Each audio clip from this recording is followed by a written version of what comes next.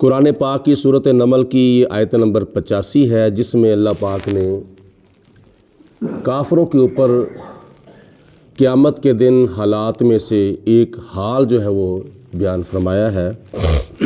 وَوَقَعَ الْقَوْلُ عَلَيْهِمْ، جب اللہ پاک کی ذات بابرکات کا وعدہ ان کے اوپر پورا ہو جائے گا۔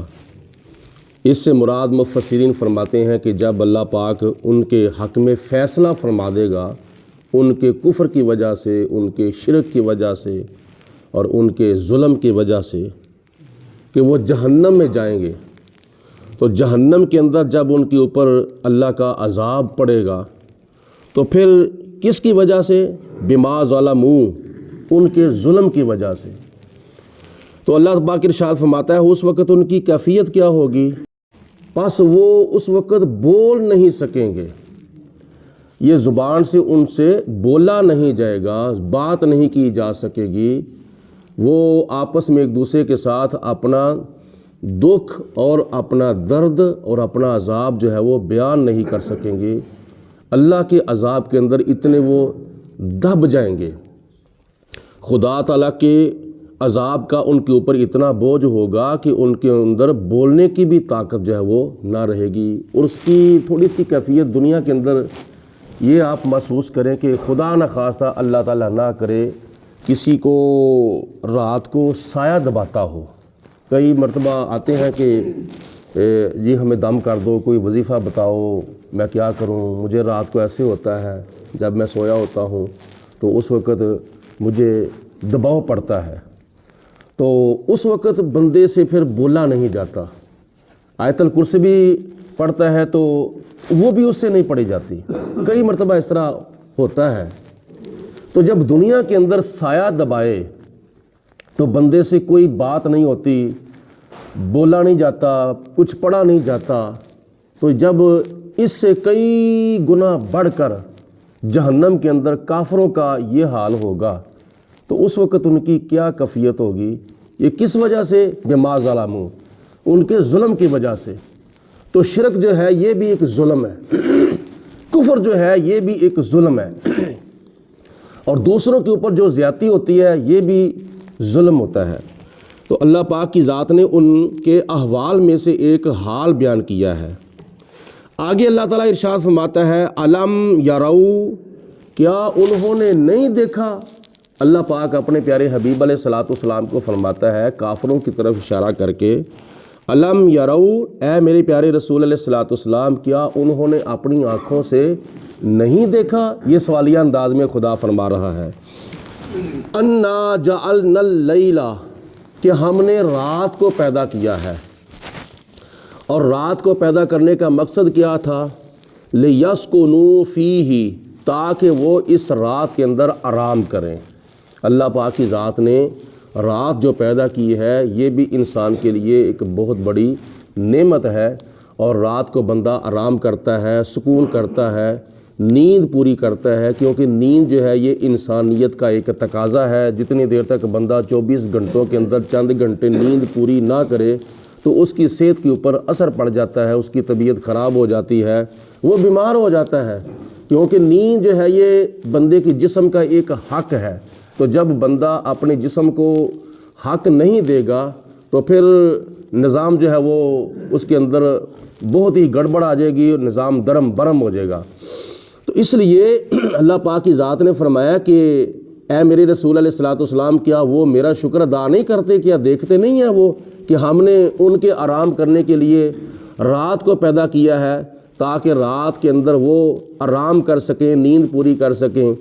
اور والنہار مبصرا، اور دن کو پیدا کیا ہے تاکہ دن جو ہے وہ چھا جائے اور دن کے اندر وہ کام کریں، محنت مزدوری کریں، رزق حلال کمائیں۔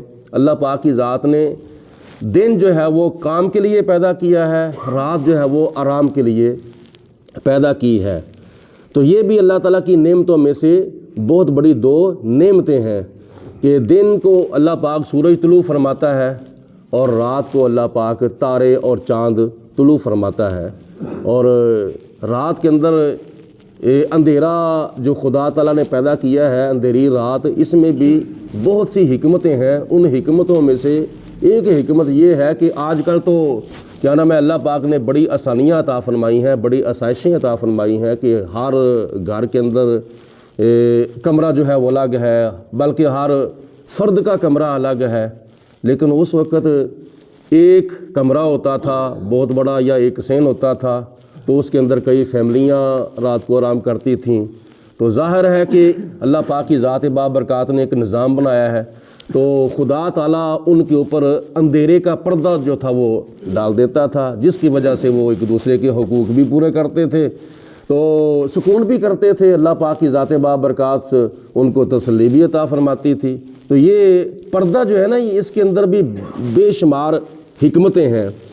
تو اللہ پاک کی ذات نے دونوں دن جو ہے، دونوں چیزیں جو ہیں وہ پیدا کی ہیں، تاکہ دن کو بندہ رزق حلال کمائے اور رات کو بندہ آرام کرے، اور دن بھی افضل ہے اور رات بھی افضل ہے۔ دیکھا جائے تو دن سے زیادہ رات افضل ہے، کیونکہ رات کو اللہ پاک نے اپنے پیارے حبیب علیہ الصلوۃ والسلام کو مقام پہ بلایا، اور یہ ہمیں بتایا کہ دن کو بھی میرا قرب حاصل کیا جا سکتا ہے، لیکن رات کو دن کی بنسبت میرا زیادہ جو ہے وہ قرب حاصل کیا جا سکتا ہے۔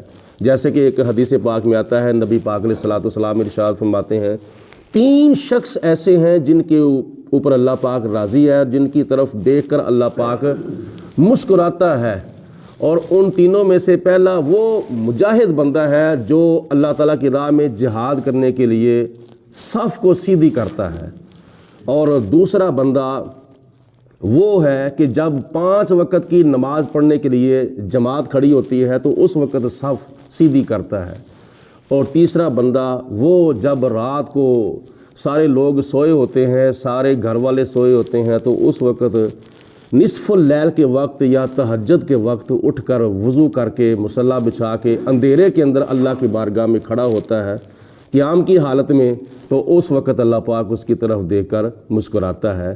رات کو خدا تعالیٰ کا زیادہ سے زیادہ قرب حاصل کیا جا سکتا ہے۔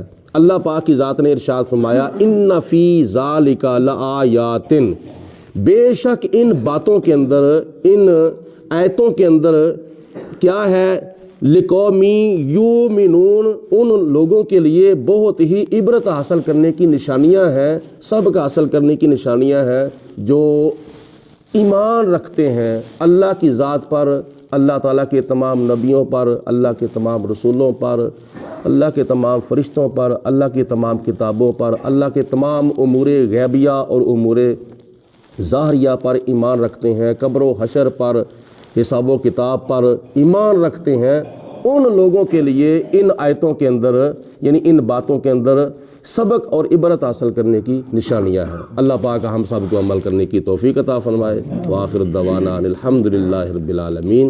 صلاۃ و سلام علیک یا سیدی یا رسول اللہ وعلی آلک واصحابک یا سیدی اللہ۔